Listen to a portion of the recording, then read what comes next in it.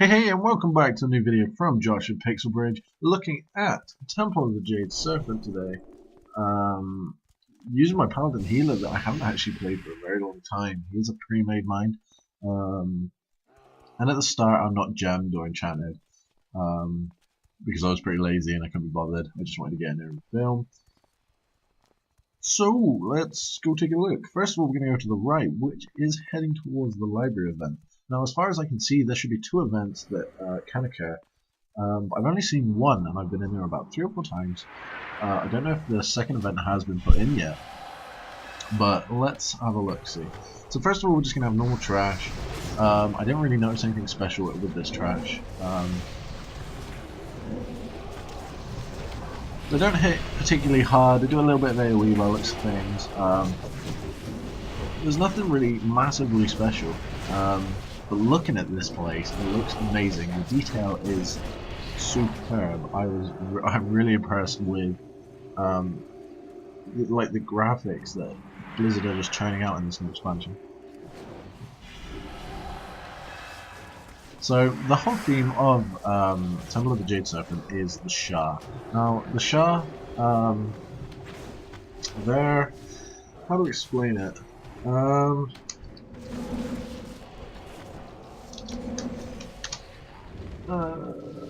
There is. I'm trying to find the Wild Beastery so I can see. Oh,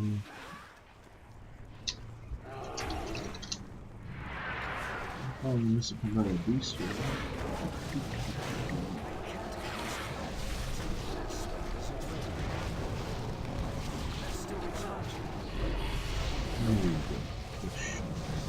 The Shah actually on typical. Well, as far as I can remember, the Shah thrive off of different things. I think it was mostly pain and suffering, if I'm correct. I think they take the bad things in your life and materialize them. I think that is what they do. I can't fully remember where I heard about the Shah. It could have been BlizzCon, it could have been a press event. I can't remember. I can't even find any information on them yet. Mists of Pandaria Shah. Here we go, Shah. Yeah, so the Shah are described as the manifestation of negative energy.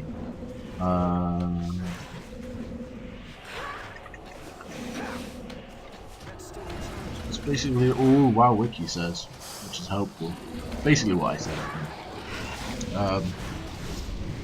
But the Shah of what have taken over this place. This is their dungeon. I think they have another one as well, which is Shadow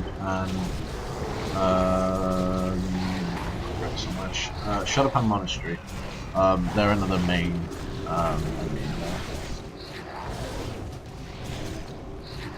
So the trash isn't too heavy in the library event just before. It was quite easy to get through.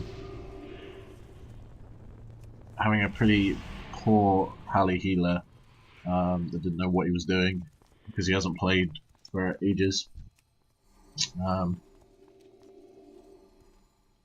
Healing the druid was particularly easy because the druid did state that Frenzied Regeneration had like a 1 second cooldown or something.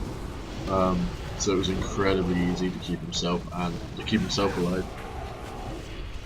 But obviously this is a bug. I think it's supposed to be 1.5 minutes, I think. I can't remember exactly. I think that's a bit wrong. So here we go, going down to the first boss. Now, I think, like I said, you can get 2 different bosses. The library event we're going to see is called the Trial of Yongon, and the other one is called Champion of the Five Suns. Now, I've never seen Champion of the Five Suns, I can tell you about it. But to start the event, you have to destroy this corrupted soul. Now, I'm not going to be reading out what Lord Master Stonestephen says. You can read it yourself if you wish. Since it's 720p and you'll be able to read it. Here we go, we've had Anger and Strife spawn. Now, Anger and Strife have a number of abilities. First off, you're going to see us wipe. You're going to see us wipe twice. The first time is normal speed, the second time is a bit sped up, and the third time we use tactic. Now, I'm just going to explain the tactics as this fight goes on.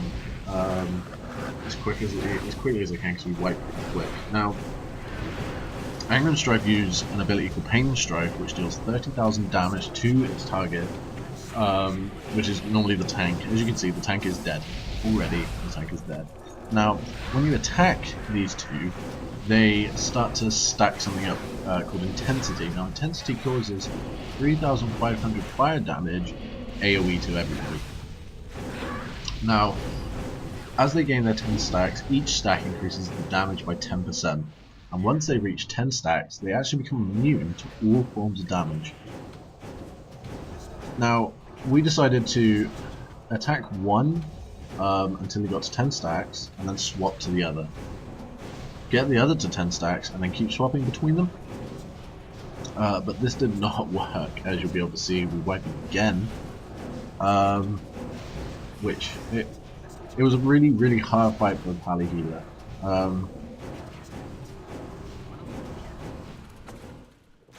You can see we wipe again, and then this time we actually do it. Now, we discovered that the one you're not attacking will actually gain a buff called Dissipation. Now, Dissipation is like Intensity, except with each stack it reduces their damage by 10%. So if you ignore one of them, the damage will actually be reduced by 100%. So here we're just focusing down one target, and we stay on that target until he's dead, and then we swap. As you can see, the damage is a lot more manageable. The tank is getting hit still pretty hard, but I found this a lot easier to heal.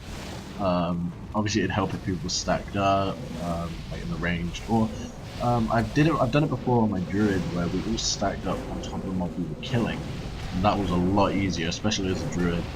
Pop Efflorescence and other abilities.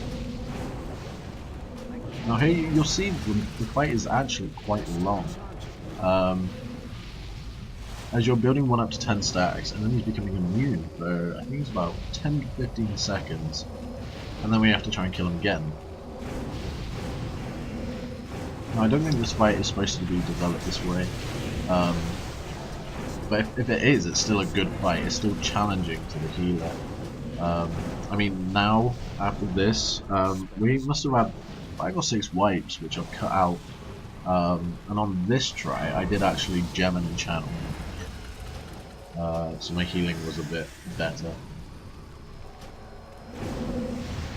But obviously, you'll see that I really don't know what I'm doing with this Pally Healer. Not as much as I used to. So now Anger's dead, we swap to Strife. Now Strife we just do exactly the same, and we just killed him, built him up to 10 stacks, made him become immune, and then waited for his immunity to wear off, and built him back up. Doing it this way was just a lot easier. It would be, I am interested to see what Champion of the Five Suns is like, because the Dungeon Journal is in, as you'll see a bit later. I do look at the second boss on the Dungeon Journal. And when you're looking at the library then, it is mentioned Champion of the Five Suns, and this one, which is called the Trial of Yongol. I believe Yongol is the race of the Torrent looking guy at the back, called Warrior. I'm guessing he's actually going to have a name, or he might just be called Warrior, for lore reasons. As you can see, I am Oon, but everything in the beta feels like it costs a lot more at the moment. So on my Paladin, the spells felt like they were hitting hard, but at the same time felt really expensive. And on my Druid as well. So you can see he's nearly dead. I did run out of mana on my Pally quite quickly though, because I wasn't using Judgment until around now, where I started to use Judgment. Trying to use Arcane Torrent and anything else. Now Divine Plea, you'll notice that I was actually hard casting it. You can get a glyph where you can give it a cast time and then it'll instantly restore 12% of your mana. Now I wasn't sure if this was going to be any good, so I did try it out, and I think in 5-mans when you desperately need mana, and there's lots of AoE damage coming out, it doesn't feel good because you're there casting it. So there we go, Angular Strife is dead. There's currently no loot for these two. This Pandaren just walks along and basically tells us to piss off and he needs to meditate after we just saved his library. Now, off to the second boss, who can be the first boss as well. You'll see a little jump cut to it. Here we go, right, we're heading towards the next boss now. Now this is the archway to the left when you walk in. Now you can either go to the left or to the right first, it doesn't matter. I was just checking my sounds there, because the sounds were really, really loud when I was doing it. And it was definitely me.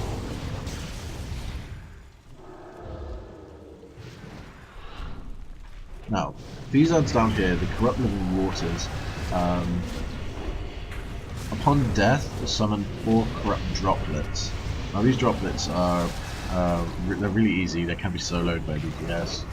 But he also drops a Shah residue. Now the Shah residue actually does 10k frost damage to every player in the puddle.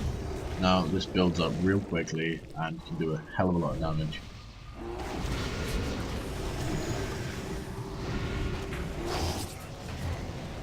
The trash here is rather easy and quite nice. I don't feel like this is going to be a real trash heavy kind of expansion in the dungeons. Looking at this, the trash was quite quick and easy to get through. And the dungeon still felt a decent time. It still felt like we were in there a good time. So there's the shower. As you can see, the druid is standing in there and he's dropping fairly quick, which was a pain for my healing.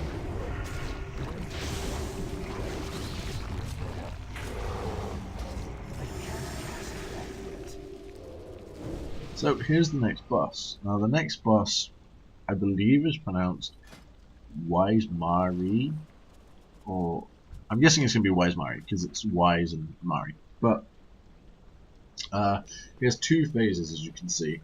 Now you can either pause when I look through some of these and read them for yourself, or during the fight I will be explaining the tactics. And you can see in chat somebody is explaining the tactics as well. Here's a fairly easy boss fight, but enjoyable as well, and this place looks amazing. Just as we pull, you'll see me pan around and look up at the ceiling and stuff, and this place just does look phenomenal.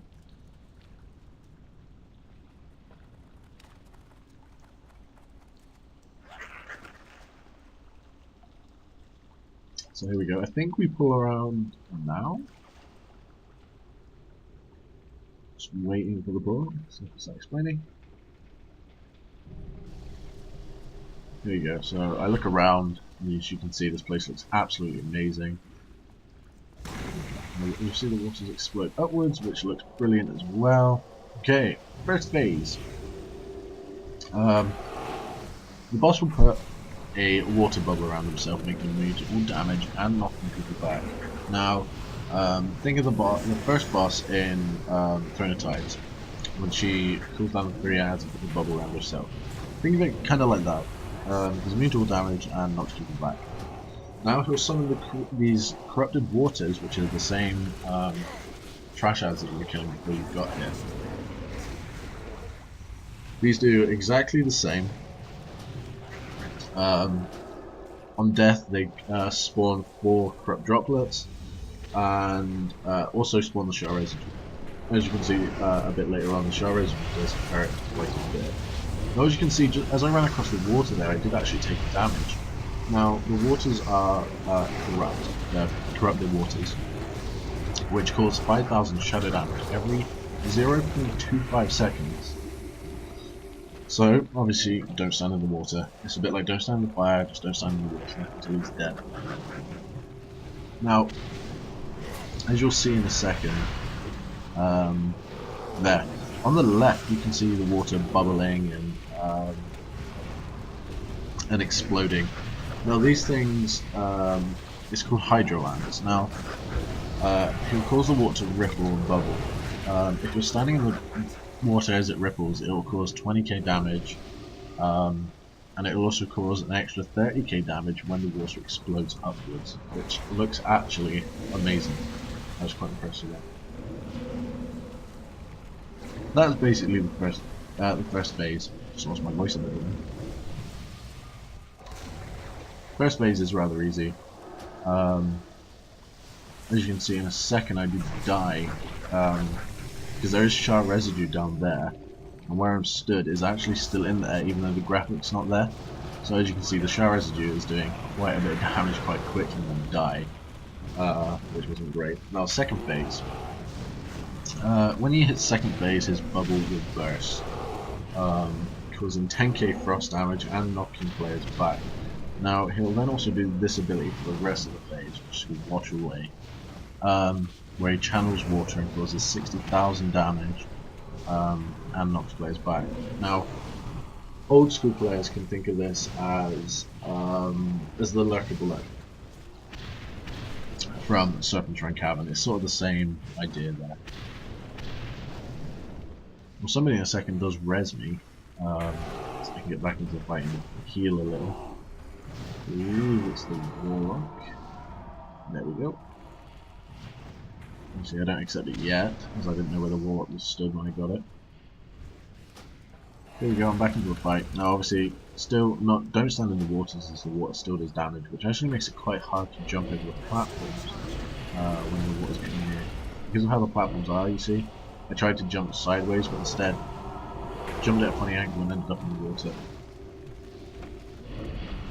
But like I said, this is phase 2. There's a 2-phase boss, so phase 2 is really easy, just keep moving and damaging at the same time.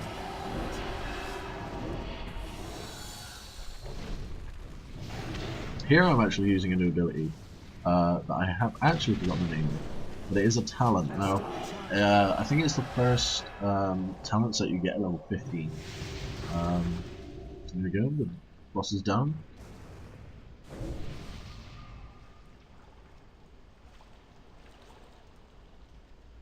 Waters claim me, PH.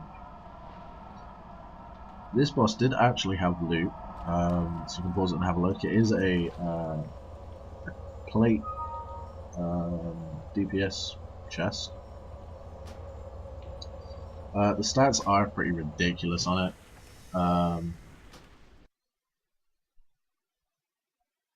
Seems they didn't give an item squish. And I did try to have a look at the model, but the model is the same as the gear I was wearing, which is crewmate gear is 378 from Hour of Twilight. Obviously, these are obviously going to be placeholder models. Now we're outside, and I'm just looking around and really just taking in what this place looks like. I don't even think I have my graphics on full here, because I was trying to stream and record at the same time. My group did run on ahead, but this place does just look absolutely amazing. Have a look off the edge here, and just everything just looks so detailed. But for World of Warcraft, you look back at it and you see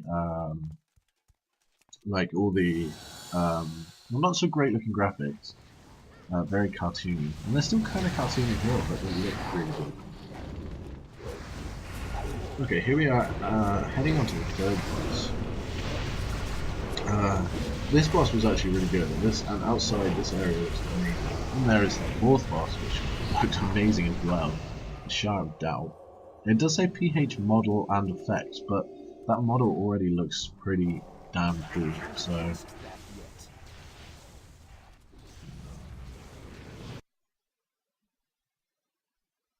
So here it's pretty simple, we just kill the trash, and then where I'm stood there, the boss will spawn.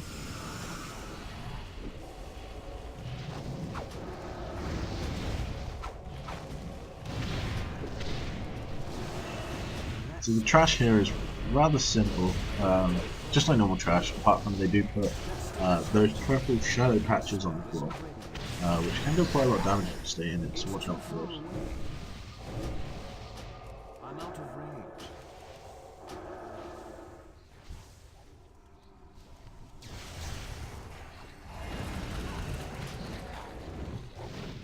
This next boss is rather easy, but there's a lot to her, and well, there is a lot to it. So here you go. You'll see she spawned. I nearly pulled her because I was just right on top of her. Now it is a Pandaren monk, but she has been possessed by a Shah.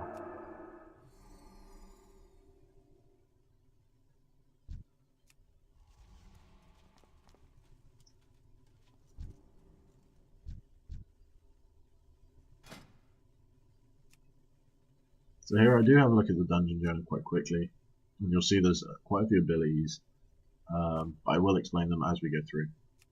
Really, I'm just looking out for different things. So that says healer alert, and me being the healer, obviously I quickly checked it out.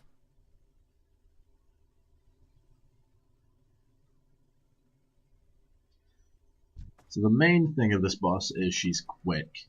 She does a lot of abilities real quickly. So here we go. Now, the first ability that she'll do, well, the first thing she'll do is go into Dragon Dance, or Dragon Stance, sorry. In Dragon Stance, she'll have 3 abilities. She'll have Dragon Strike, Dragon Kick, and Dragon Wave. Now, Dragon Strike hits her target for 25k fire damage, and deals an additional 28k fire damage every 8 seconds. Now, instantly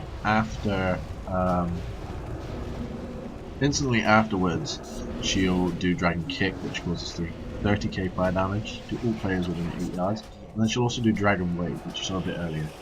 Now we are killing her really quickly, so it's quite hard to attack this at the same time. Once she gets down to 70%, she goes into the Jade Dragon Dance. She'll do exactly the same abilities, just a bit different. Now, Jade Dragon Strike deals 25k fire damage, 28k fire damage over 8 seconds, and absorbs up to 40k healing. Straight after Jade Dragon Strike, she'll do Jade Dragon Kick, which causes 30k damage and knocking players back, and then Jade Dragon Wave. It's quite hard to say, which is where 3 waves will shoot out. Now, once she gets down 30%, she'll spawn the massive dragon that you saw. Now, this massive dragon just deals Jade Fire, which causes 25k fire damage and puts pools at their feet. That's basically that fight, which was really hard to explain quickly because we killed her quite fast. As you can see, she's quite easy. Now, this next boss is quite easy again, but it does require a little bit of dispelling, which I fail at. And I think I die again.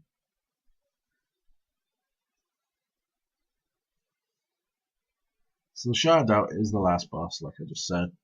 He'll have 4 different abilities. The first one is called Wither Will, which targets 2 random people, causing 30k shadow damage to their soul. There it is, Wither Will. If I click on it, which I doubt I will. There we go, 30k fire damage to 2 people. Next is Touch of Nothingness, which dots a random player, causing 25k shadow damage to him and nearby players, every 2 seconds. Now this does need to be dispelled. Every healer does have Dispel Magic now, it's not a talent. So druids, you have no excuse. So that does need to be dispelled. The next is Figments of Doubt, which causes copies of yourselves to appear. You need to stack up and kill these really quick. The boss actually becomes immune to all forms of damage. So it's best to stack up and kill these down real quickly. Now, if these copies are up too long, they infuse with a target, which is normally your copy will target you. If your copy infuses with you, it will heal the Shah for 10% of his health and cause 25k shadow damage to you and I think everyone around you. So as you can see, the 2 black streaks that came out there was his Wither Will, which is really easy to heal. Now, I don't believe that I dispel anything during this fight until I realize that it's dispellable, which is bad. Now, here's the Figments of Doubt. As you can see, there is a massive bear attack on this. why it's so big. But these do need to be killed real quickly. Now, as you can see on the Warlock, he has got a dot. Now, this dot is causing damage to everybody. And I didn't realise what was going on until right at the very end, which is bad on my part. See, I'm looking at Touch of Nothingness and I'm like, what is this? And then I'm like, oh, magic, dispel quick. Which is pretty bad. So I'm like, oh, dispel. So I do just save the rogue, but then I had it on myself and didn't realise by the time I tried to heal myself, I died like a noob. So here's the Figments of Doubt again. Now you do need to kill this quite quick.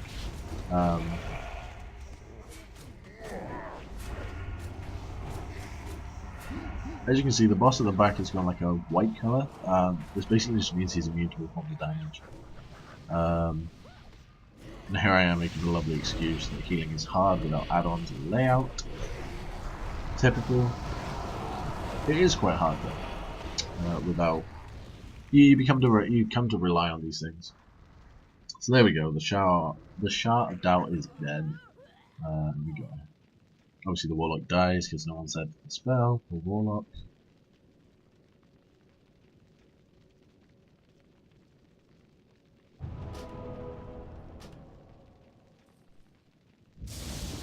Okay guys, this has been Josh with Pixel Bridge. The next video is probably going to be Scarlet Monastery look. That'll come up soon. Alright, cheers guys, thanks for watching and see you on the other side.